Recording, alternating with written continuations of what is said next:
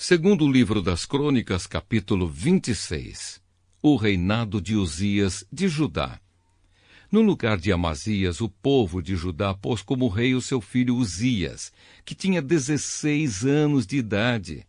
Depois da morte do pai, Uzias reconquistou e construiu de novo a cidade de Elate.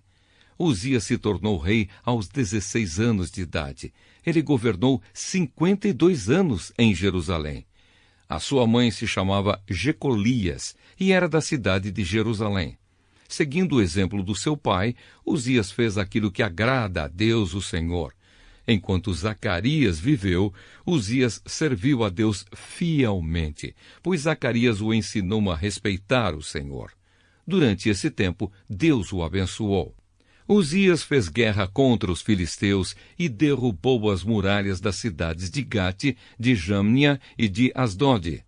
Depois construiu cidades protegidas por muralhas perto de Asdod e em outros lugares da região dos filisteus. Deus o ajudou a derrotar os filisteus, os árabes que moravam em Gurbaal e os meunitas. O poder de Uzias aumentou e a sua fama se espalhou até o Egito, e os amonitas lhe pagavam impostos. A fim de tornar mais fortes as muralhas de Jerusalém, Uzias construiu torres no portão da esquina, no portão do vale e no lugar onde a muralha faz esquina. Construiu também torres de vigia nos campos e abriu uma porção de poços, pois tinha muito gado, tanto nas planícies como nos planaltos de Judá. Tinha também homens trabalhando nas plantações de uvas e nas hortas das regiões montanhosas e nos campos férteis, pois se interessava pela agricultura. Uzias tinha um exército de homens prontos para a guerra. Eles marchavam para a batalha em grupos organizados de acordo com as listas que estavam aos cuidados do escrivão Jeiel e do oficial Maazeias. O chefe desses dois homens era Ananias, um dos generais do rei. O exército era comandado por 2.600 chefes de famílias, todos eles soldados valentes. Eles comandavam um exército poderoso de 307.500 soldados que estava à disposição do rei nas suas lutas contra os seus inimigos. Uzias armou seus soldados com escudos, lanças, capacetes, couraças, arcos e flechas e fundas para atirar pedras.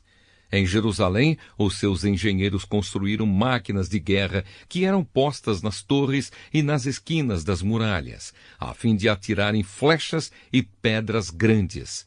A fama de Uzias se espalhou por toda a parte, e ele se tornou muito poderoso, pois Deus o ajudava.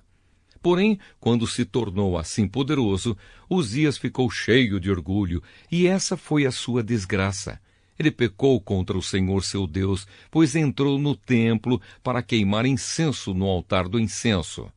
O grande sacerdote Azarias e 80 sacerdotes corajosos entraram atrás do rei e o enfrentaram, dizendo: Ó rei, o Senhor não pode queimar incenso ao Senhor Deus. Só tem esse direito os sacerdotes, os descendentes de Arão, que foram separados para este serviço. Saia desse lugar santo, pois o Senhor pecou contra Deus e por isso ele não vai abençoá-lo. Ao ouvir isso, Uzias ficou furioso com os sacerdotes. Ele estava ali no templo, perto do altar do incenso, segurando o queimador de incenso. E no momento em que ficou furioso, uma doença contagiosa da pele apareceu na sua testa. Azarias e os sacerdotes, vendo que ele estava com aquela terrível doença, o expulsaram imediatamente do templo. E ele mesmo tratou de sair depressa, pois o Senhor Deus o havia castigado.